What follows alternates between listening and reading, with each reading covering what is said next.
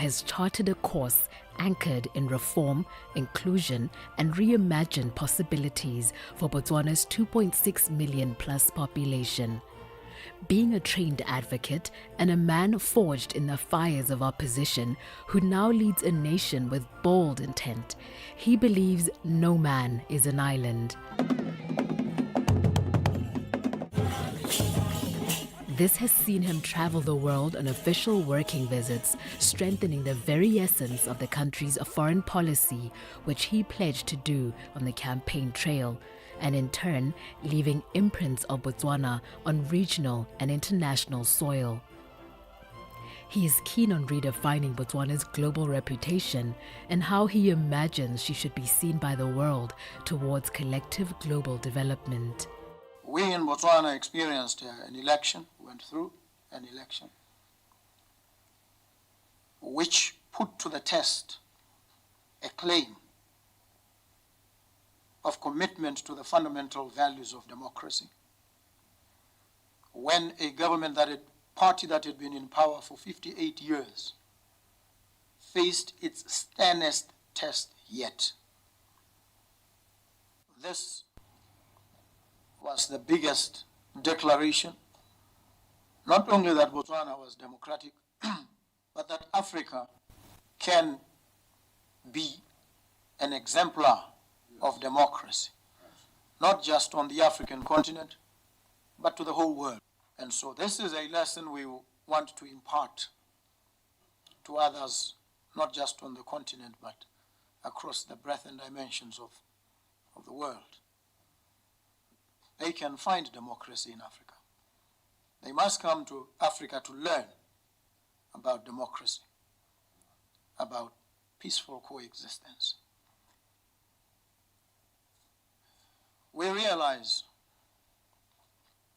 that the African continent faces many challenges, afflicted with many problems, some of which, if we are upfront and honest, are self-inflicted. We need to be honest about this, admit our own failures, our own shortcomings, and our own foibles as leaders and citizens. The better for us then to begin to chart a totally different course. We have concluded the Africa Free Trade Area Agreement, which opens the way for robust intra-Africa trade, desperately needed. We recently inaugurated the digital free trade platform for Africa to enable a farmer in Nchew to have his or her product traded for maximum value in Gaborone, in Francistown, in Kasane.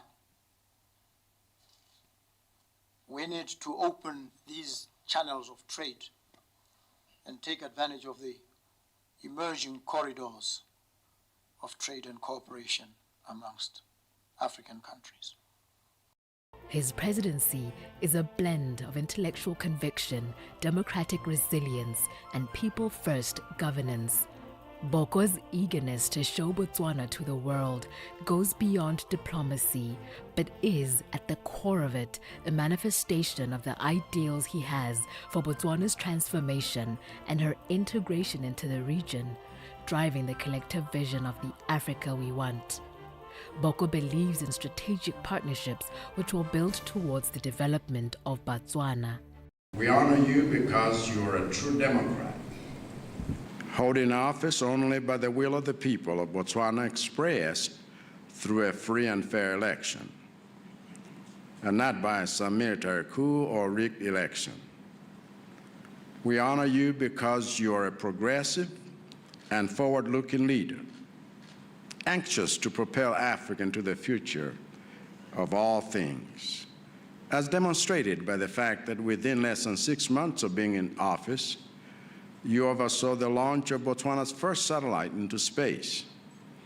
We honor you because you are a fighter Well, I do not know if there is any other president on the continent of Africa about whom it can be said that he was leader of opposition, fighting for good governance during the same 5-year period that I was leader of opposition, or that he spent as much time as I did in multiple courts fighting off attempts to dislodge him from the political theater, or that his presidency was hard-won because he was up against strong political realities that had been in place and undisturbed for decades. We honor you because you're a man of action, and it is in a hurry to get things done, to make change happen, to make a difference in the lives of people, and to do it as fast as humanly possible. Formalized ambitions through bilateral agreements and memoranda of understanding are critical to giving shape, structure, and direction to the implementation of desired cooperation between Botswana and the world. With a determined presidency, Botswana seeks to make her contribution felt towards the actualization of the African promise, where prosperity is shared and sovereignty is respected. I bring with me a whole battalion of executors. The Botswana Investment and Trade Center is a facilitator. It enables serious, meaningful conversations to begin and to be translated as quickly as possible into action and deliverables.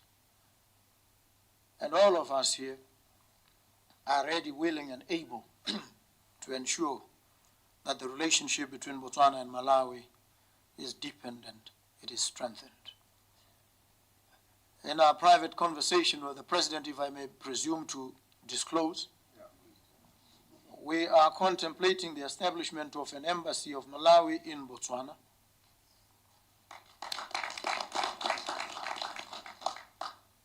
And in turn, Botswana will then have its direct mission, not servicing Malawi from Zimbabwe, but from here.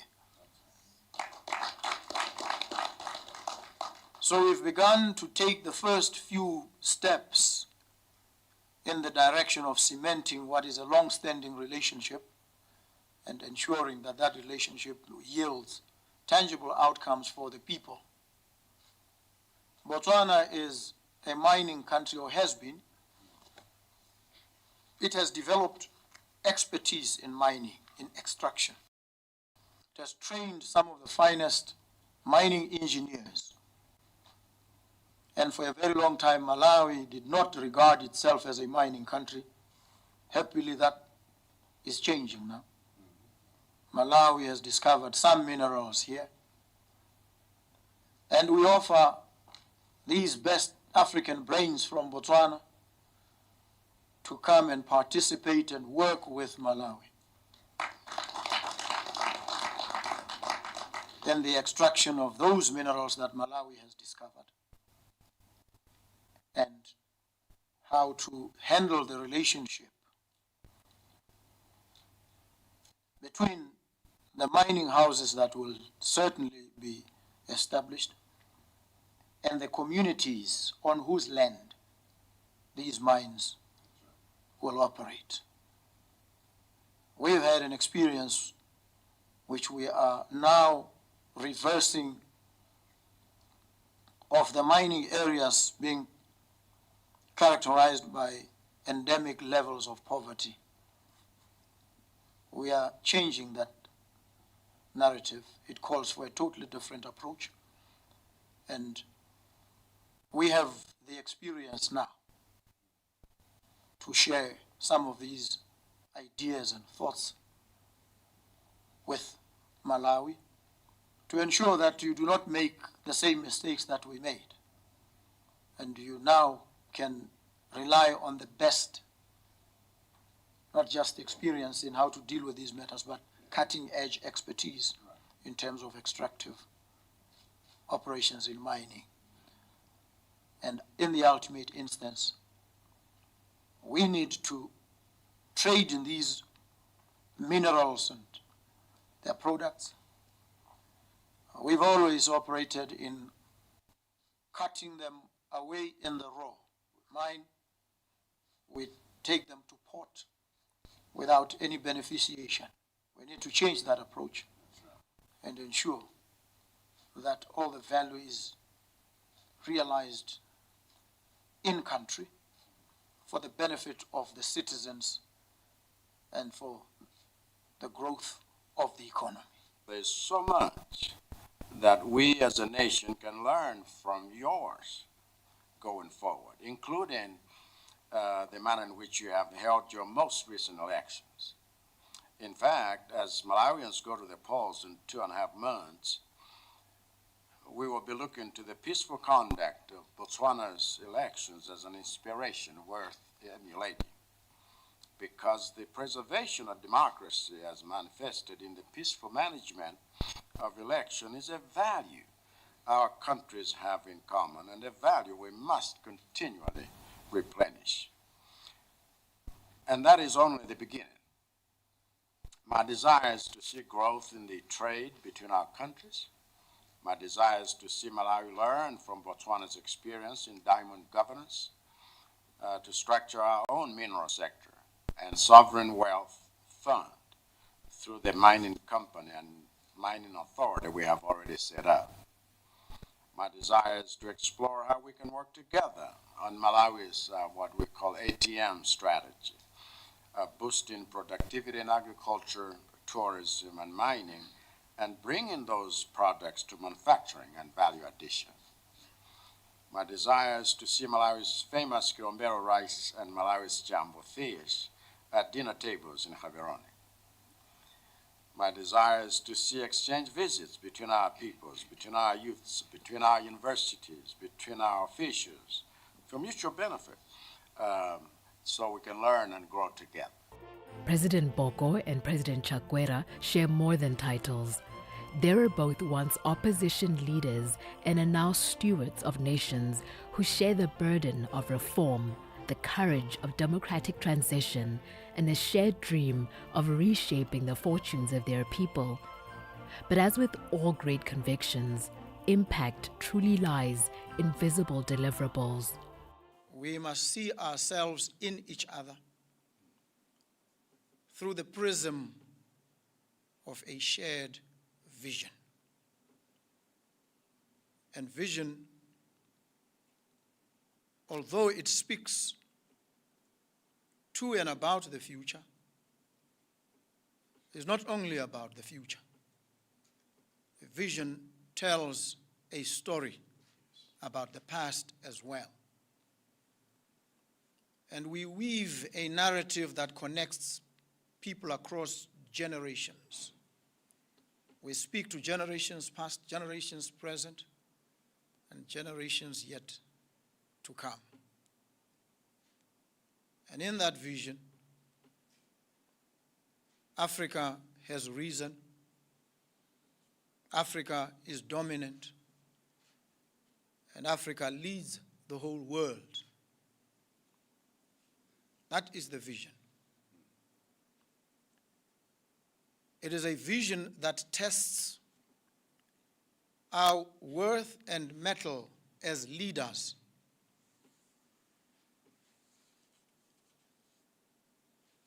As custodians of the vision,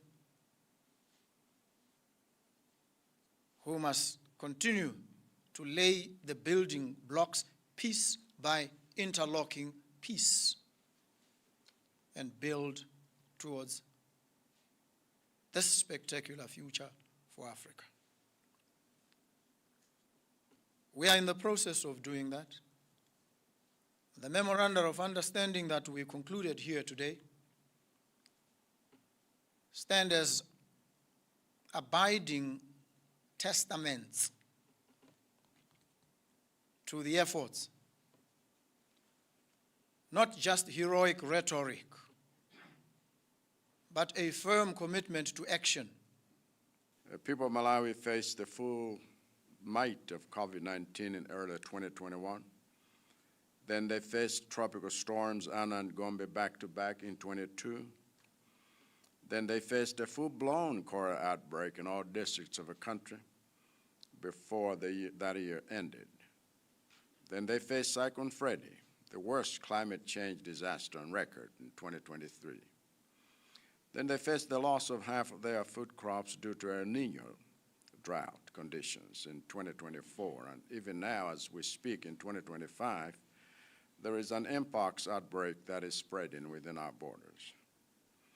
So even without the added stresses to our economy occasioned by global factors like the war in Eastern Europe, which sent our fertilizer and fuel prices through the roof with a knock-on effect on the prices of commodities, there was already enough disaster visited on our nation to bring it to its knees. But I am grateful to God. Grateful to God that through His grace and through the resilience and the hard work of Malawians, as a nation, we have not buckled. We are still standing, we are still united, and we are still hopeful. And one of the graces of God that has helped us to stay on our feet and to stay on track with our focus on development across the country is our good relationship with our friends within the region. And I'm proud to say that the Republic of Botswana, its government, its people, has been a shining example in that regard. And I'm grateful that your visit, Mr. President, has put all of that solidarity on full display. And I can't thank you enough. With Africa's 2063 development blueprint in full motion since 2015 and progressively felt through every nation's development, it is a continuous clarion call to act, rise, and be a part of Africa's revolution. Africa is going through a revolution in which we must constantly imagine a different and spectacularly new Africa. A revolution is not only born from the thunder of grand gestures alone, but also from the steady and relentless rhythm of small acts of courage, incremental, cumulative, transformational. And Malawi must transform. Africa must transform. In a global tradition which dates back centuries to honor individuals and recognizing their exceptional service or distinction, the city of Lilongwe conferred its highest civic honor, which is the freedom of the city, upon President Boko. He now joins a rare lineage of global figures whose legacies across the world's cities have been recognized beyond borders. Speaking of legacies, President Boko paid homage to Malawi's founding leader, Dr. Hastings Gamuzubanda, in what would be deemed a meeting of the past, the present, and a great building block for a promising future. Your Excellency, the construction of this mausoleum was inspired by a number of things. Kamuzu himself ruled Malawi based on 4 cornerstones: loyalty, unity, discipline, and obedience. He wanted a unified Malawi, while at the same time he wanted the citizens to be loyal, disciplined, and obedient. Yes, Your Excellency. So the 4 big pillars that you see represent the 4 cornerstones. As the curtains closed on this state visit, President Boko's mission in Malawi and beyond is clear on the intentions to build a Botswana that works for its people and to make meaningful contributions to providing direction and a renewed drive to shape a prosperous future for both nations and for Africa as a whole to be able to better navigate these difficult and uncertain times the global village faces. Behind this statesman is a human being deeply connected to his people. Whether celebrating a football win or planting a tree at Malawi's parliament, President Boko's leadership is defined by symbolism with substance, gestures which echo his vision of renewal, legacy, and growth. From being clad in a black tailored suit to a dust coat, Boko moved towards a commemorative plaque set in his honor. This tree is more than a mark of a visit.